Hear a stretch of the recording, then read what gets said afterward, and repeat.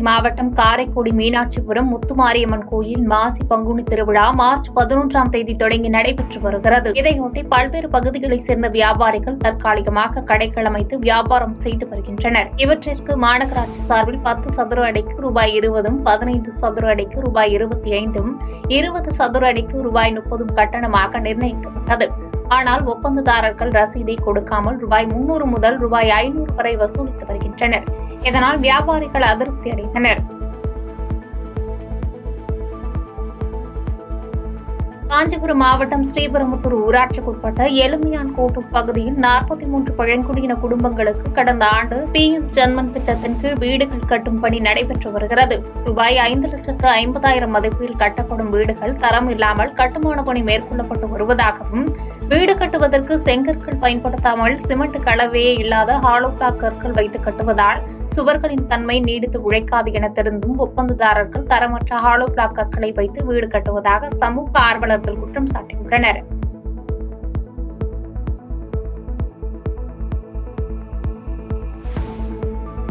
செங்கல்பட்டு மாவட்டம் பரனூர் ஏரியில் பாட்டாளி மக்கள் கட்சியின் பசுமை தாயகம் சார்பில் ஒன்றிய செயலாளர் ராமகிருஷ்ணன் தலைமையில் ஆர்ப்பாட்டம் நடைபெற்றது.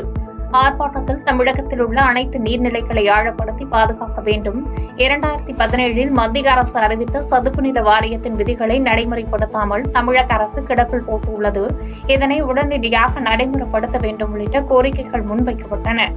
சார்பில் தமிழகம் முழுக்க இருக்கிற ஏரி குளங்களை காக்க வேண்டும் என்ற மருத்துவர் ஐயாவுடைய வழிகாட்டின்படி பசுமை நாயகர் சின்னையா அன்புமணி ராமதாஸ் அவருடைய பாதையில் பசுமை தாயகர் தலைவர் அன்னியார் சாமியா அவர்கள் முன்னெடுத்து தமிழகம் முழுக்க இருக்கிற ஏரிகள், குளங்கள், கண்மாய்கள், குட்டைகள், நீர்நிலைகளை பாதுகாக்க வேண்டும் என்ற எண்ணத்தடிப்படையில் வர இருக்கிற 29ஆம் தேதி நடைபெற இருக்கிற கிராம சபை கூட்டத்தில் 2011ஆம் ஆண்டு நீர்நிலை பாதுகாப்போம் சட்டத்தின் கீழ் அனைத்து ஏரி குளங்களையும் நீர்நிலைகளையும் சதுப்பு நிலைகளையும் பாதுகாக்க வேண்டும் என்ற கன்னியாகுமரி மாவட்ட உணவு பாதுகாப்புத்துறை அதிகாரி பிரவீன் ரகு உட்பட அதிகாரிகள் சாமியார் மடம், மார்த்தாண்டம் உள்ளிட்ட பகுதிகளில் செயல்படும் டாஸ்மாக் கடைகளில் அதிரடி ஆய்வு மேற்கொண்டனர். அப்போது விற்பனைக்காக வைத்திருந்த 1000க்கும் மேற்பட்ட தண்ணீர் பாட்டில்கள் பறிமுதல் செய்யப்பட்டன. அதனைத் தொடர்ந்து தண்ணீர் தயாரிக்கும் ஆலைக்கு சோதனைக்காக சென்றபோது ஆலை மூடப்பட்டிருந்ததால் உரிமையாளரை வரவழைத்து மாவட்ட உணவு பாதுகாப்பு அலுவலகத்தில் ஆவணங்களை ஒப்படைக்க வேண்டும் என்று உத்தரவிட்டு சென்றனர்.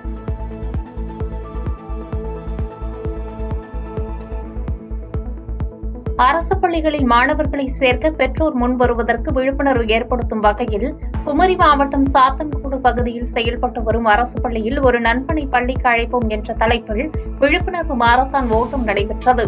இதில் ஆர்வமுடன் பங்கேற்ற மாணவர்களுடன் இணைந்து ஏராளமான சமூக ஆர்வலர்கள் மற்றும் மாணவர்களின் பெற்றோர்களும் இணைந்து கூடினர்.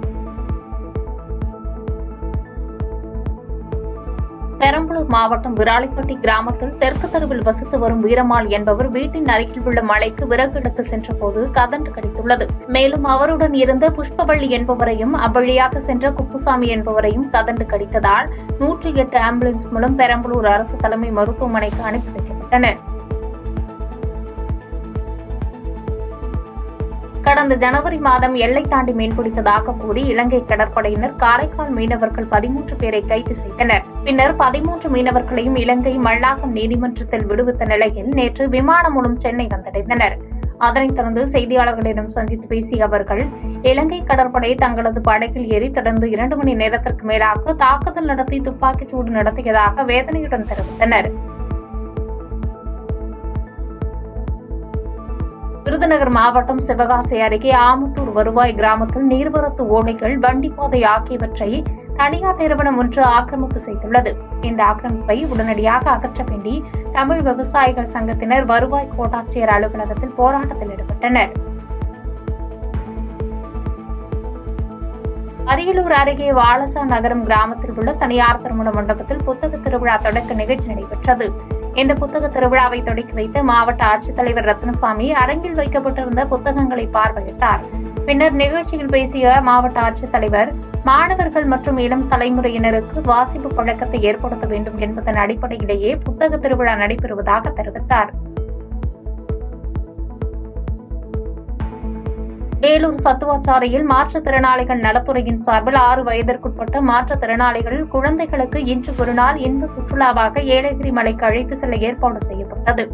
இதனை மாவட்ட ஆட்சித்தலைவர் சுப்புலட்சுமி துவக்கி வைத்தார். முன்னதாக பூக்கள், பலூன்களையும் சாக்லேட் இனிப்புகளையும் ஆட்சித்தலைவர் குழந்தைகளுக்கு வழங்கி அவர்களை வழி அனுப்பி வைத்தார். பாதகம் செய்பவரை கண்டால் நாம் பயம் கொள்ளலாகாது பாப்பா. மோதி மிதித்துவிடு பாப்பா, அவர் முகத்தில் உமிழ்ந்துவிடு பாப்பா. அண்மை செய்திகளை உடனுக்குடன் தெரிந்து கொள்ள இணைந்திருங்கள் எம் நாடு தொலைக்காட்சியுடன்.